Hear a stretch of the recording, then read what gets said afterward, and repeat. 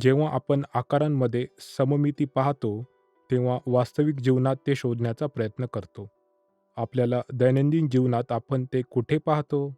वास्तविक जीवनात आपण आकारांचे निरीक्षण कसे करतो? हे सोपे करण्यासाठी आपण या चौरस गणकांचा वापर करतो. चौरस गणक EVM फोममधून बनविलेले आहेत. म्हणून जर आपल्याला ते पाण्यात बुडवून त्यास फळ्यावर चिटकवायचे, तर ते सुमारे 2 तास चिटकून राहते. विद्यार्थ्यांना ते आकर्षक वाटतात आणि ते शिकण्यात एक विशेष अनुभव देतात. हे विविध आकार तयार करण्यात देखील उपयुक्त आहेत. आता आपण येथे काही उदाहरणे घेऊ. आपण हे लाल चौरस गणक पाण्यात बुडवून ते येथे चिटकवू. आता मी हा हिरवा गणक चिटकवतो. पुढे पिवळा आहे, त्यानंतर निळा आणि शेवटी केशरी रंग आहे. आता येथे पहा मी काय केले. पुन्हा लाल आणि हिरव्या रंग चिटकवला. सुरुवातीस तेथे लाल आणि हिरवा रंग होता. शेवटीही तिथे लाल आणि हिरवा रंग आहे. त्यानंतर काय असावे? किंवा पुढे काय असू शकते? फक्त निरीक्षण केल्यास आपल्याला कळेल. लाल आणि हिरव्यानंतर आपल्याकडे पिवळा आहे. आपल्याला पिवळा गणक घ्यावा लागेल आणि त्यानंतर पिवळा झाल्यावर आपल्याकडे निळा रंग आहे.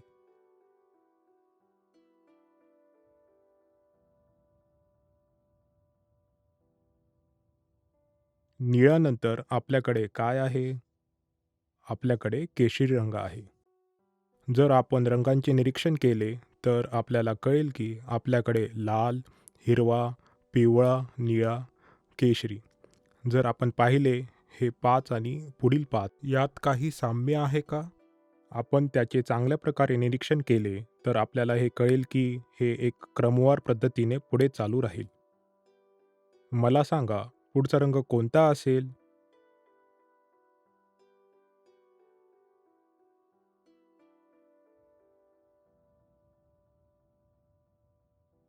हो, पुढील रंग लाल असेल. येथे नमुना काय आहे? लाल, हिरवा, पिवळा, निळा आणि शेवटी केशरी. ही पद्धत चालूच राहील. आपण येथे एक स्पष्ट नमुना पाहू शकतो. आपण जेव्हा चौरस गणक आडव्या पद्धतीने मांडतो, फक्त तेव्हाच नमुना पाहायला मिळतो का? चला अधिक चौरस गणक वापरू आणि दुसरा नमुना बनवू.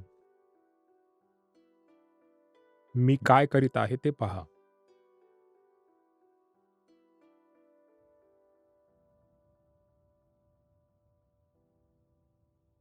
तुम्हाला सहज लक्षात येईल, मी फक्त लाल गणक घेतले आहेत. पण मी पहिला एक सरळ ठेवतो, दुसरा एक तिरकस आहे, तिसरा सरळ आणि चौथा तिरकस ठेवतो. तर पुढचा गणक कसा ठेवावा?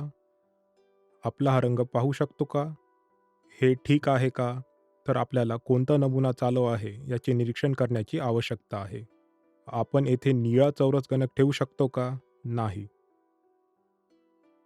आपल्याला हे असेच ठेवण्याची आणि नमुना चालू ठेवण्याची आवश्यकता आहे. हे बरोबर आहे का? आपण हे अशा प्रकारे ठेवू शकतो का? आपल्याला आधीच्या नमुन्याचे निरीक्षण करून त्याच प्रकारे हा नमुना आपल्याला पुढे चालू ठेवावा लागेल. चौरस गणक वापरून आपण वेगवेगळे नमुने कसे तयार करतो हे पाहिले आहे. आता मी एक नमुना तयार केला आहे. पिवळा, हिरवा. आता हा नमुना तयार झाला आहे. पिवळा, हिरवा आणि निळा आणि केशरी. जर आपण नमुना चालू ठेवत असाल, तर आपल्याकडे खाली पिवळा, हिरवा, निळा आणि केशरी असेल. आता आपण एक नमुना पाहू शकता. आता याचे निरीक्षण करा. पिवळा, हिरवा, निळा, केशरी. इथे तेच आहे. पिवळा, हिरवा, निळा, केशरी. पुढील नमुना देखील समान आहे. अशा प्रकारे आपण चौरस गणक वापरून वेगवेगळे नमुने तयार करू शकतो. त्यांच्याकडे पाहिल्यावर ते कसे दिसते? ते आपल्या घरांमध्ये आणि धावण्यासाठी असलेल्या रस्त्यांवर वापरल्या जाणाऱ्या रंगीबेरंगी टाईल्सची हे आठवण करून देते. इमारती बांधण्यात आपण अशा संरचना वापरतो.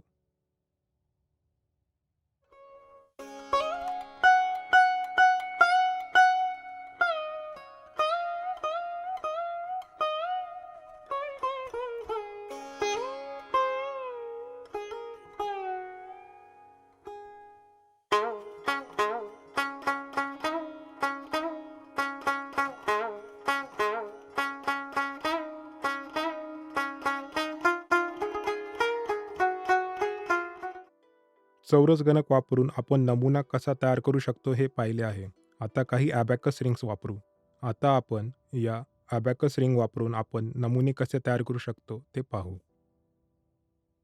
येथे माझ्याकडे पांढरे आणि लाल रिंग्स आहेत आणि नंतर निळा, पिवळा आणि हिरवा. मी येथे 5 रिंग्स ठेवले आहेत. पांढरा, लाल, निळा, पिवळा आणि हिरवा. आपण पांढऱ्यापासून सुरू होणारी समान पद्धत चालू ठेवू शकतो. ती पुन्हा सुरू करूया. आपण येथे एक पांढरी रिंग ठेवू. पुढे लाल आहे, तर आपण लाल रिंग ठेवूया. लाल झाल्यानंतर आपल्याकडे निळा आहे. त्याप्रमाणे आपण पुढे करू. पुढे पिवळा आहे, म्हणून मी एक पिवळी रिंग ठेवतो. पिवळी झाल्यावर तेथे हिरवे आहे. येथे माझ्याकडे एक संपूर्ण नमुना आहे. आपल्याकडे पांढरा, लाल, निळा, पिवळा आणि हिरवा रंग आहे. अशा प्रकारे आपण ॲबॅकस मणी वापरून एक नमुना तयार करतो. आपल्याला दैनंदिन जीवनात आपण असेच नमुने पाहू शकतो. आपण आपल्या सभोवतालच्या वस्तूंमध्ये अशा प्रकारचे नमुने पाहू शकतो. जर आपण मुलांना साधने दिली आणि त्यांना संधी दिली तर विद्यार्थी विविध नमुने तयार करू शकतात.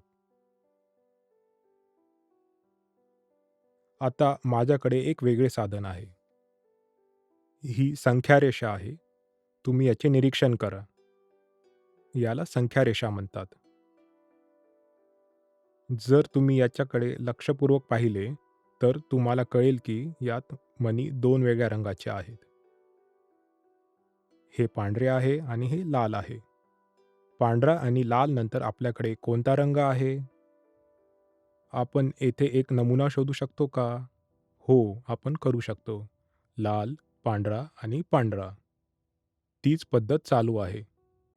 आपण येथे एक नमुना नक्कीच पाहतो. आता मी हे पिवळे चौकोनी तुकडे वापरेन. मी एक पिवळा घन ठेवला आहे.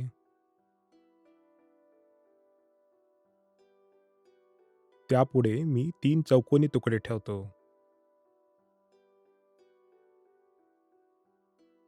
म्हणजेच मी 1 आणि नंतर 3 चौकोनी तुकडे ठेवले आहेत. 3 नंतर मी 6 चौकोनी तुकडे ठेवेन.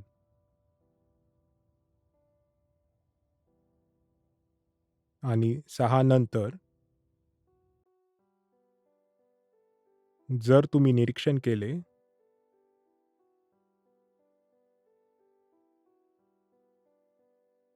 तर तुम्हाला कळेल की मी 10 चौकोनी तुकडे ठेवेन.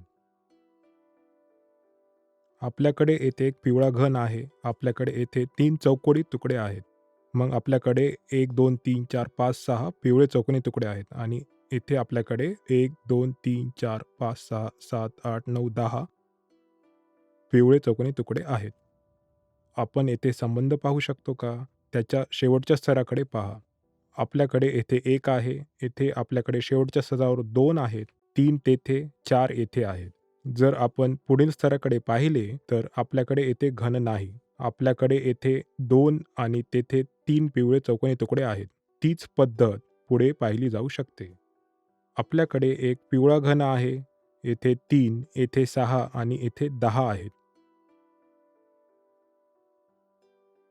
जेव्हा आपण हे आकार पाहतो, तेव्हा आपल्याला काही साम्य किंवा फरक आढळतो का? जर आपण ते पाहिले, तर 1 आणि 3 पिवळे चौकोनी तुकडे यांच्यात काय फरक आहे? 2. जर आपण आणखी एक नमुना पाहिला, तर दुसरा आणि तिसरा गट पहा. आपल्याकडे येथे 3 घन आहेत आणि येथे 6 आहेत. म्हणजेच 3 ने ते वाढले आहेत. तर 6 आणि 10 मधील फरक काय आहे? आपण हे पाहू शकतो की 4 चौकोनी तुकडे वाढले आहेत. इथे पाहिले तर आपल्याला कळेल की येथे फरक 2 आहे. त्यानंतर 3 चा फरक आहे आणि त्यानंतर 4 चा फरक आहे. पुढील काय फरक असावा? जर आपण थोडासा विचार केला, तर इथे आपल्याला आणखी 5 चौकोनी तुकडे जोडावे लागतील. जर आपण 10 मध्ये अजून 5 चौकोनी तुकडे जोडले तर काय होईल? आपल्याला 15 पिवळे चौकोनी तुकडे मिळतील. आपण पुढे गेल्यास आणखी किती चौकोनी तुकडे जोडायचे आहेत? आपल्याला माहिती आहे की आपल्याला 6 चौकोनी तुकडे जोडावे लागतील. म्हणजेच आपल्याला 6 पिवळे तुकडे वाढवावे लागतील. हीच पद्धत अशीच वाढत राहील. आपण विद्यार्थ्यांना चौकोनी तुकडे देऊ शकतो आणि त्यांना नमुने तयार करण्याची संधी देऊ शकतो.